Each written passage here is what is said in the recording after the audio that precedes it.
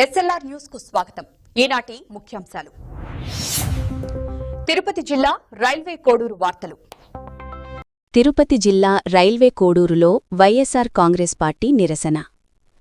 TTD చైర్మన్గా ఉన్న BR నాయుడును వెంటనే పదవి నుండి తొలగించాలని వైఎస్సార్సీపీ రాష్ట్రాధికార ప్రతినిధి, కోడూరు నియోజకవర్గ ఇన్ఛార్జ్, మాజీ ఎమ్మెల్యే కురుముట్ల శ్రీనివాసులు డిమాండ్ చేశారు. మాజీ ముఖ్యమంత్రి వైఎస్ జగన్మోహన్ రెడ్డి ఆదేశాల మేరకు ఈరోజు ఉదయం పట్టణంలోని ప్రసన్న వెంకటేశ్వరస్వామి టెంపుల్లో ప్రత్యేక పూజలు నిర్వహించిన అనంతరం ఆయన మీడియాతో మాట్లాడారు. టీటీడీ చైర్మన్ బీఆర్ నాయుడుపై వచ్చిన ఆరోపణలు, విమర్శలు ఉన్నప్పటికీ ముఖ్యమంత్రి చంద్రబాబు నాయుడు ఆయనను కాపాడటం దారుణమని విమర్శించారు.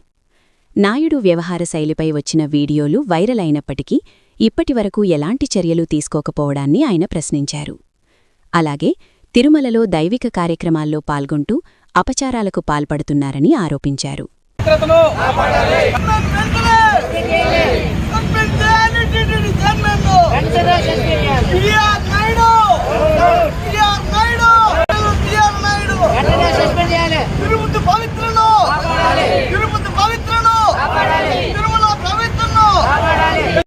రోజుకు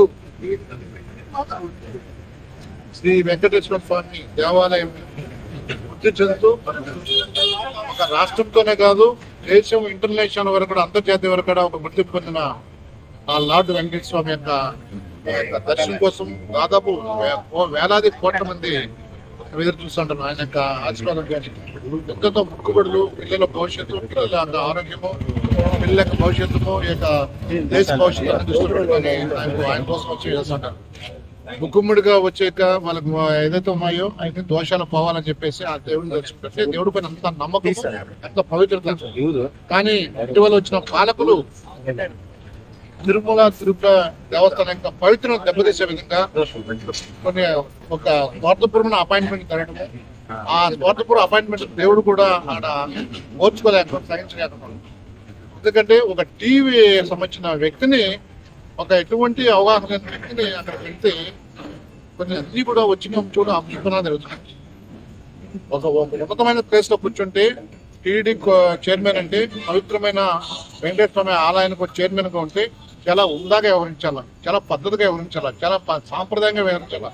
కానీ అక్కడ ఉన్న చైర్మన్ దాన్ని అన్ని పక్కన పెట్టి తన సొంత ఇలాహలో మాదిరి విషయం. అందుకే ఆయన చాట్ తీసుకుంటాల నుంచి దాదాపు ప్రతి రోజు కూడా అపశనాలు వస్తుంది. అట్లే మనం చూసుకుంటే వైకుంఠ ఏకాదశి దాదాపు ఆ క్యూ లైన్ లో దాదాపు వేల మంది ఇబ్బందిపడి దాదాపు 7-8 మంది చనిపోయే పరిస్థితి తిరుమలలో ఎప్పుడు లేదు. అంటే ఒక సిస్టమ్, ఒక డిసిప్లిన్ లేదు. ఒకరు గేట్ తెస్తారు, ఒకరు గేట్ తెస్తుంటారు. అంటే దానిపైన పర్యవేక్షణ లేదు. పవిత్రమైన లడ్డును కూడా ఈరోజు కల్తీ చేసి దాన్ని కూడా రాజకీయం వైపు నడుపుతున్నారంటే ఎంత దీన వ్యవస్థలో ఈ కూటమి ప్రభుత్వం ఉందో ఒకసారి కూడా మనం అందరూ కూడా దించాలి. అందుకే ఈరోజు గమనించలేదో దాదాపు రాష్ట్ర వ్యాప్తంగా ఈరోజు తిరుమల దేవస్థానం బాగుండాలా, ఇక్కడ ఏదైతే అప్రతిష్ఠితాలైందో, అపవాస్యం జరిగిందో దాన్ని శుద్ధి చేయాలనే ఉద్దేశంతోనే పార్టీ నాయకులు జగన్మోహన్ రెడ్డి ఇచ్చిన ఆదేశాల మేరకు రాష్ట్ర వ్యాప్తంగా 175 నియోజకవర్గాల్లో దాదాపు అన్ని ప్రాంతాలు, తెలుగు వాళ్ళు ఎక్కడెక్కడ అందరూ అన్ని ప్రాంతాల్లో కూడా ఈ యొక్క వెంకటేశ్వర స్వామిని దర్శించుకొని దేవుడా ఆ మనుషులకు బుద్ధి చెప్పండి, క్షమాపణ పెట్టండి, మళ్ళీ ఆ దేవస్థానం ఇటువంటి వ్యక్తులు రాకూడదు, మంచి రకాల రాష్ట్ర ప్రజలకు మంచి రకాల ఉద్దేశంతోనే ఈరోజు రాష్ట్ర వ్యాప్తంగా అన్ని వెంకటేశ్వర స్వామి క్షేత్రంలో ప్రత్యేక పూజలు దర్శనం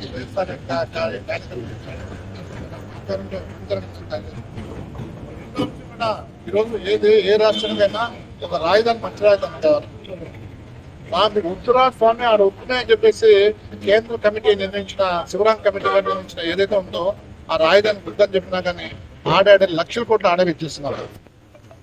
ఎన్ని అపరిస్థితులు జరుగుతున్నాయి ఉద్దేశంతోనే రకరకాలు జరుగుతున్నాయి. ఎందుకంటే అది ఒక నీళ్ల మట్టం, అది నీళ్ళ యొక్క సంబంధించిన ఇది తడి కృష్ణానది పక్కన ఉండేది అమరావతిలో లక్షల కోట్లు పెట్టి ఇస్తున్నారు. అది ఎవరికి సద్వినియోగం కాదు, ఎవరికి ఉపయోగం కాదు. ఉదాహరణకు అసెంబ్లీ జరిగేటప్పుడే అసెంబ్లీలో నీళ్ళు వచ్చిన పరిస్థితి చూసినాం. స్వయంగా చంద్రబాబు నాయుడు ఛాంబర్లో నీళ్ళు వచ్చే పరిస్థితి చూసినాం. జగన్మోహన్ రెడ్డి గారి ఛాంబర్లో నీళ్ళు వచ్చే పరిస్థితి చూసినాం. మళ్ళీ అక్కడ వచ్చి తాత్కాలం అని చెప్పేసి ఒక 1,000 కోట్లు పెట్టడం, మళ్ళీ రాజధాని చెప్పి 2 లక్షల కోట్లు పెట్టడం అని చెప్పడం.